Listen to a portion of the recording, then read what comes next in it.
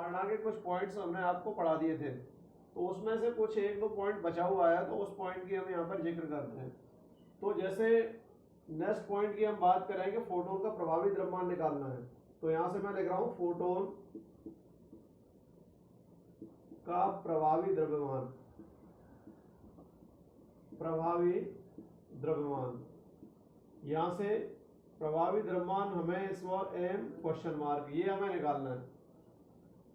तो हम जानते हैं कि आइंस्टीन का प्रकाश विद्युत प्रभाव तो होता ही है, लेकिन आइंस्टीन का द्रव्यमान तुल्यता संबंध भी एक है।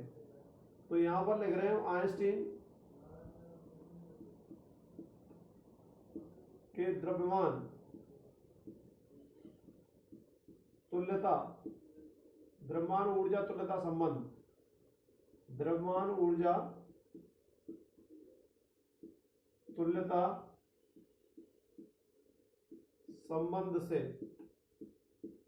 द्रव्यमान ऊर्जा तुल्यता जो संबंध है वो है E बराबर mc स्क्वायर।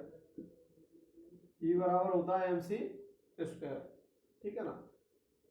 तथा एक फॉर्मूला हमने बताया था कि फोटोन की जो विकिरण आवृत्ति है वो हमेशा विकिरण ऊर्जा के समानुपाती होती है। अर्थात हम कह सकते हैं कि फोटोन की विकिरण ऊर्जा, विकिरण ऊर्जा कैपिटल E विकिरण आवृत्ति के, विकिरण आवृत्ति न्यू के समानुपाती होती है, समानुपाती होती है। ये हमने आपको कल भी बताया था, तो मैं एक बार दोबारा रिपीट करता हूं। यहां पर हमें फोटोन का प्रभावी द्रव्यमान ज्ञात करना है, तो प्रभावी द्रव्यमान स्मॉल m का हमें मान निकालना है। इसके लिए हम जानते हैं कि आइंस्टीन के द्रव्यमान ऊर्जा तुल्यता संबंध से, आइंस्टीन का द्रव्यमान ऊर्जा जो तुल्यता संबंध है, क्योंकि द्रव्यमान ये है और E ऊर्जा है, ठीक है। द्रव्यमान क्या है m और E क्या है ऊर्जा, तो एक इसमें संबंध होता है E बराबर mc स्क्वायर। E ऊर्जा होती है, m द्रव्यमान होता है और c प्रकाश की चाल होती है। तीनों इसमें ये पॉइंट है। आगे हम बात करते हैं तथा फोटोन की विकिरण ऊर्जा कैपिटल E, फोटोन की विकिरण ऊर्जा क्या है, रेडिएशन एनर्जी कैपिटल E विकिरण आवृत्ति न्यू के समानुपाती होती है। अर्थात यहां से ये E समानुपाती न्यू, ये कल भी हमने आपको बताया था। अगर इसको खोलेंगे तो E बराबर क्या होगा h न्यू, ये बन जाएगा।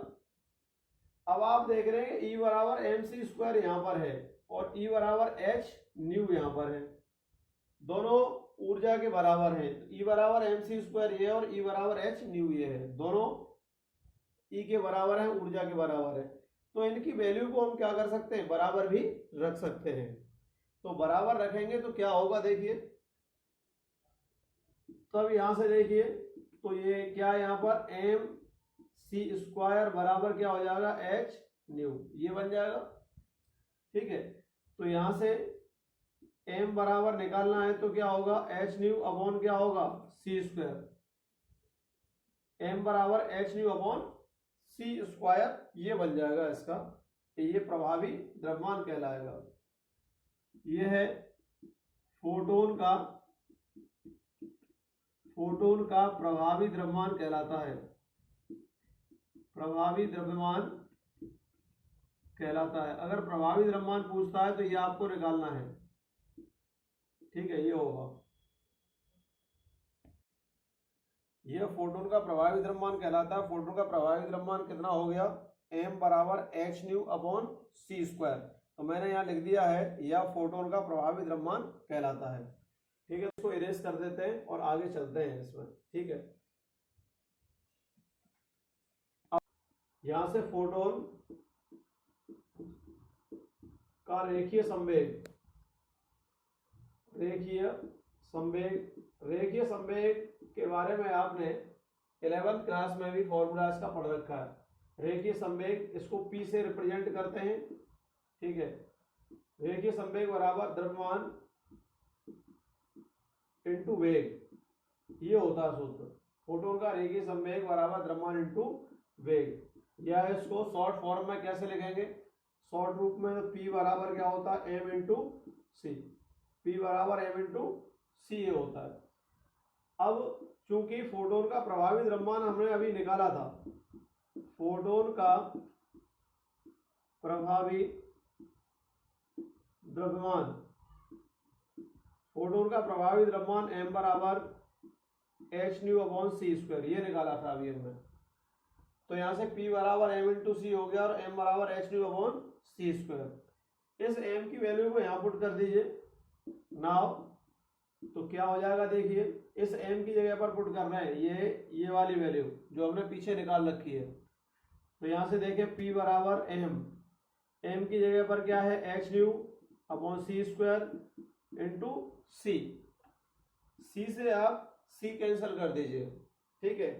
तो P बराबर यहाँ से क्या निकल के आ गया, P बराबर एच न्यू अपॉन सी, ये निकल के आ गया। तो दोबारा से एक बार यहाँ से देखिए, फोटोन का रेखीय संवेग P बराबर द्रव्यमान इंटू वेग, या P बराबर m इंटू सी। चूंकि फोटोन का प्रभावी द्रव्यमान m बराबर एच न्यू अपॉन सी स्क्वायर। नाउ अब देखिए m की वैल्यू, क्योंकि प्रभावी द्रव्यमान है तो m की वैल्यू यहाँ पुट कर देंगे। तो ये P मैंने यहाँ लिख दिया, m की जगह पर क्या लिख दिया एच न्यू अपॉन सी स्क्वायर, और c यहाँ पर है ही, एक c से c को कैंसिल कर दिया, तो यहाँ पर रह गया P बराबर एच न्यू अपॉन सी। अब थोड़ा सा आगे चलते हैं, तो आगे देखिए यहाँ पर, चूंकि जो ऊर्जा का सूत्र है विकिरण ऊर्जा, ये हमने अभी पीछे भी बता रखी है, विकिरण ऊर्जा E बराबर होता है एच न्यू, ये विकिरण ऊर्जा बता रखी है। तो यहां से देख रहे हैं आप P बराबर यहाँ पर क्या है एच न्यू अपॉन सी, P बराबर क्या है एच न्यू अपॉन सी। तो एच न्यू को यहाँ से हटा दीजिए, तो यहाँ से P बराबर कैपिटल E अपॉन सी, एक ये न्यूमेरिकल के लिए सूत्र बन गया, ठीक है ना। आंकिक प्रश्न के लिए, ये आंकिक प्रश्न के लिए सूत्र, ये आंकिक प्रश्न के लिए क्या बन गया सूत्र, ठीक है ना, P बराबर E अपॉन सी। दोबारा एक बार यहां से बताता हूं मैं कि फोटोन का प्रभावी द्रव्यमान m बराबर एच न्यू अपॉन सी स्क्वायर, ठीक है। और पीछे हमने रेखीय संवेग लिया था, तो P बराबर m इंटू सी, तो m को यहां से हटा करके एच न्यू अपॉन सी स्क्वायर लगा दिया, c से c कैंसिल कर दिया, तो जो रेखीय संवेग निकल के आ गया था वो आपका रेखीय संवेग कितना आया था यहाँ से P बराबर एच न्यू अपॉन सी स्क्वायर, ये आया था निकल करके यहाँ से, ठीक है। अब विकिरण ऊर्जा E बराबर क्या है यहाँ पर एच न्यू। अब P देख रहे हैं आप, P तो यहाँ है एच न्यू अपॉन सी, ये है। अब यहाँ से E बराबर एच न्यू, तो E को E को लगा दिया मैंने इस जगह, P बराबर E अपॉन सी। तो आंकिक प्रश्न के लिए एक फॉर्मूला यहाँ से तैयार हो गया, ठीक है। अब हम थोड़ा सा आगे और चलते हैं। अब एक चीज और देखिए, इस सूत्र को यहां से ले रहे हैं हम, रेखीय संवेग, ये फोटोन का रेखीय संवेग है, रेखीय संवेग, रेखीय संवेग का जो सूत्र है P बराबर क्या है एच न्यू अपॉन सी, ठीक है ना। अब एक सूत्र यहां पर है C बराबर न्यू इंटू लेमडा, ये पीछे भी मैंने बताया था, C बराबर क्या है न्यू इंटू लेमडा। यहाँ पर C क्या है प्रकाश की चाल, न्यू क्या है आवृत्ति, विकिरण आवृत्ति, लेमडा क्या है तरंग दैर्घ्य। C प्रकाश की चाल, न्यू विकिरण आवृत्ति, लेमडा तरंग दैर्घ्य। अब यहां से देखिए, आप यहां से न्यू की वैल्यू को हटाना चाहते हैं, तो न्यू बराबर यहां से क्या हो जाएगा C अपॉन लेमडा, न्यू बराबर क्या हो गया C अपॉन लेमडा। तो रेखीय संवेग क्या बन गया, तो P बराबर यहां से H अपॉन सी, तो है न्यू को हटा दीजिए, तो यहां से C अपॉन लेमडा, ये आ गया। अब C से C को कैंसिल कर दीजिए, तो ये P बराबर क्या हो गया यहाँ पर H अपॉन लेमडा, P बराबर यहां से हो गया H अपॉन लेमडा, एक ये सूत्र बन के आ गया, P बराबर H अपॉन लेमडा। H क्या है यहाँ पर प्लांक नियतांक, जो हम कई बार आपको बता चुके हैं, जहां H Planck's constant, Planck's constant, ये प्लांक्स कांस्टेंट होता है, इसका मान हम भी बता चुके हैं आपको। तो यहां से देखिए ये क्या बना, इसको इरेज कर देते हैं यहां से। तो देखिए P बराबर H अपॉन लैम्डा है, H को आप हटा दीजिए, H क्या है, नियतांकीय है ना, कांस्टेंट वैल्यू है, हटा दें तो ये इसकी फॉर्म क्या बन जाएगी, P व्युत्क्रमानुपाती लैम्डा। तो P व्युत्क्रमानुपाती क्या हो गया, लैम्डा। तो हम कह सकते हैं यहां पर कि किसी फोटोन का जो रेखीय संवेग है उसकी जो तरंग दैर्घ्य है उसके व्युत्क्रमानुपाती होता है।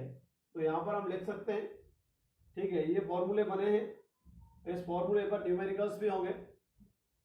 अतः किसी फोटोन का रेखीय संवेग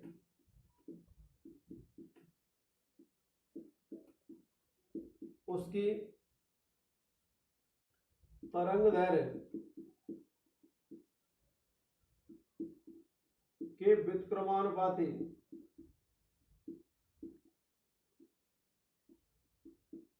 व्युत्क्रमानुपाती होता है, ये हो गया। अतः किसी फोटोन का रेखीय संवेग उसकी तरंग दैर्घ्य के व्युत्क्रमानुपाती होता है, ये आ गया इसकी वैल्यू, ठीक है ना। नेक्स्ट जो पॉइंट है वो है हाइजेनबर्ग का अनिश्चितता का सिद्धांत। ये आप केमिस्ट्री में भी पढ़ चुके हैं, ठीक है, सर ने आपको केमिस्ट्री में भी पढ़ा रखा होगा 11th क्लास में, लेकिन यहाँ पर भी मैं आपको बता देता हूँ कि ये है क्या। इस पर कभी कभी न्यूमेरिकल भी पूछ लिया और कभी कभी इसका सिद्धांत भी बोर्ड में पूछ लेता है। तो वही सिद्धांत है जो आपने 11th क्लास में केमिस्ट्री में पढ़ रखा है, ठीक है। तो इसमें देखिए मैं यहाँ से बता देता हूँ आपको कि हाइजेनबर्ग का अनिश्चितता का सिद्धांत ये है क्या। इस सिद्धांत के अनुसार, किस सिद्धांत के अनुसार, हाइजेनबर्ग का अनिश्चितता सिद्धांत। ये हाइजेनबर्ग एक वैज्ञानिक था, उसने एक सिद्धांत दिया, वो दिया कण की स्थिति और संवेग के बारे में। किसके बारे में दिया, कण की स्थिति और संवेग के दोनों के बारे में एक सिद्धांत का प्रतिपादन किया, उसने एक सिद्धांत दिया। तो वो सिद्धांत हाइजेनबर्ग का अनिश्चितता सिद्धांत कहलाता है। तो देखिए हाइजेनबर्ग का अनिश्चितता का सिद्धांत, इस सिद्धांत के अनुसार, ये सिद्धांत क्या है, किसी कण की स्थिति, किसी कण की स्थिति का मतलब है डेल्टा एक्स, जो x में लेंगे तो x डेल्टा x लेंगे, y में लेंगे तो डेल्टा y लेंगे, और z अक्ष पर लेंगे तो डेल्टा z लेंगे, ठीक है। तो किसी कण की स्थिति व संवेग का एक साथ यथार्थतापूर्वक मापन संभव नहीं है। कहने का मतलब है कि कण की स्थिति का और संवेग का दोनों का यथार्थतापूर्वक मापन संभव नहीं हो सकता, ये हाइजेनबर्ग का अनिश्चितता सिद्धांत कहता है। तो किसी कण की स्थिति व संवेग का एक साथ यथार्थतापूर्वक मापन संभव नहीं है, ये हाइजेनबर्ग का अनिश्चितता सिद्धांत कहता है। अब हम आगे चलते हैं। यदि कण की स्थिति x निर्देशांक में, हमने x अक्ष पर ले रहे हैं, x कोऑर्डिनेट पर इसको ले रहे हैं, तो यदि कण की स्थिति x निर्देशांक में अनिश्चितता कितनी है, डेल्टा x है, x अक्ष पर हम क्या ले रहे हैं, अनिश्चितता डेल्टा x। यदि कण की स्थिति x निर्देशांक में, मतलब हमने x अक्ष के कोऑर्डिनेट पर लिया है इसको, किसको, अनिश्चितता को। तो यदि कण की स्थिति x निर्देशांक में अनिश्चितता डेल्टा x है तथा x दिशा में संवेग के घटक में अनिश्चितता डेल्टा px है, x दिशा में ही हम संवेग ले रहे हैं और x दिशा में ही हम क्या ले रहे हैं, अनिश्चितता ले रहे हैं कण की स्थिति में। तो कण कोई भी पार्टिकल है उसकी कण की स्थिति में अनिश्चितता हम किस पर ले रहे हैं, x अक्ष पर ले रहे हैं, और उसी अक्ष पर हम उसका संवेग में अनिश्चितता भी ले रहे हैं। तो दोनों चीज ली हमने, कण की स्थिति में अनिश्चितता ले ली किस अक्ष पर ले ली हमने, x अक्ष पर, और x अक्ष x दिशा में ही हमने क्या ले लिया, उसके संवेग में अनिश्चितता ले ली। ध्यान रखना है कि x अक्ष पर यार कण की स्थिति भी ले रहे हैं तो कण का संवेग भी उसी पर लेना पड़ेगा आपको। अगर y पर ले रहे हैं तो दोनों y पर लेने पड़ेंगे, z अक्ष पर ले रहे हैं तो z अक्ष पर आपको लेने पड़ेंगे। तो हमने यहाँ पर x अक्ष की डायरेक्शन में लिया है। यदि कण की स्थिति x निर्देशांक में अनिश्चितता डेल्टा x है तथा x दिशा में संवेग के घटक में अनिश्चितता डेल्टा px है, तो देखिए हमने यहाँ लिखा यदि कण की स्थिति x, x दिशा, x निर्देशांक में अनिश्चितता डेल्टा x, कौन सी दिशा में लिया, x में लिया हमने, तथा x दिशा में संवेग के घटक में अनिश्चितता डेल्टा px, किस दिशा में लिया, x दिशा में लिया, संवेग कितना होगा डेल्टा px, और ये कितना होगा डेल्टा x है। तो कण की स्थिति एवं संवेग, कण की स्थिति कितनी है, डेल्टा x, एवं संवेग में अनिश्चितता का गुणनफल h/4 से कभी भी कम नहीं हो सकता है। कहने का मतलब है कि x दिशा में कण की स्थिति में आपने अनिश्चितता ले ली, डेल्टा x ले ली, और कण की x दिशा में ही आपने संवेग में अनिश्चितता ले ली, डेल्टा px। अगर दोनों का गुणा किया जाए तो वो कभी भी हमेशा h/4 से उसका मान कभी भी कम नहीं हो सकता है। अब कम नहीं होगा तो क्या होगा, अधिक होगा। तो कहने का मतलब है कि दोनों का जो गुणनफल है वो हमेशा अधिक होगा। तो हम यहाँ पर लिख सकते हैं इस तरीके से, यहाँ से थोड़ा सा इरेज कर दें इसको। तो देखिए, अर्थात इस लाइन को देखिए, यहाँ से कण की स्थिति एवं संवेग में अनिश्चितता का गुणनफल h/4 से कभी भी कम नहीं हो सकता है। अर्थात यहां से देखें, delta x into delta px greater than equals to h/4। तो इस तरीके से इसको लिखा जा सकता है x दिशा में। ठीक है, ये क्या है, कण की x दिशा में अनिश्चितता है, कण की x दिशा में क्या है, संवेग में अनिश्चितता है, और इन दोनों का हमने क्या कर दिया, बीच में डॉट का साइन लगा रखा है। तो इन दोनों का जो गुणनफल है वो हमेशा ग्रेटर देन और इक्वल टू लिखा हुआ h/4 से कम नहीं होगा, अर्थात क्या होगा, अधिक होगा। ठीक है, इसी प्रकार हम y दिशा में ले, तो y दिशा में क्या हो जाएगा, और z दिशा में इसी प्रकार कण की y दिशा में अनिश्चितता, स्थिति में अनिश्चितता, स्थिति में अनिश्चितता कितनी होगी, डेल्टा y, तथा रेखीय संवेग डेल्टा py हो तो क्या हो जाएगा, दोनों का गुणनफल कर दीजिए। तो यहां से delta py into delta y greater than equal to h/ कितना हो गया, 4 इसी तरीके से हमने y पर लिया, पहले हमने x अक्ष पर ले लिया था, अब हम y पर ले रहे हैं। इसी प्रकार z दिशा में ले लेंगे तो अनिश्चितता कितनी हो जाएगी इसकी, और एक ही संवेग कितना होगा, delta pz into delta z greater than equal to h/4। हमने तीनों अक्षों के अकॉर्डिंग इसको लिख लिया। ठीक है ना, ये आप ध्यान रखें, तीनों अक्षों के अकॉर्डिंग हमने इसमें लिख लिया है। ये क्या कहलाता है, ये हाइजेनबर्ग का अनिश्चितता सिद्धांत कहलाता है। अब देखिए यहां पर एक चीज और लिखता हूं मैं, एच क्रॉस, एक मैंने यहां पर एक वैल्यू लिख दी h क्रॉस। तो h क्रॉस का जो मान है वो हमेशा h/2 के बराबर होता है। h/2 को हम h क्रॉस भी लिख सकते हैं। ठीक है, तो यहां पर हम अगर लिखना चाहें, इस टर्म को लिखना चाहें दूसरे रूप में, कुछ किताबों में ऐसा भी लिखा हुआ है, तो delta px into delta x greater than equal to h cross y2, इसको ऐसे भी लिखा जा सकता है, क्योंकि h/2 की जो वैल्यू है वो क्या है, h क्रॉस है, और यहाँ पर 4 आ रहा है, तो यहाँ पर हम लिख सकते हैं delta px into delta x greater than equal to h cross y2, ये वैल्यू इसकी आ सकती है। तो कुछ बुक्स में h क्रॉस y2 की फॉर्म में भी इसको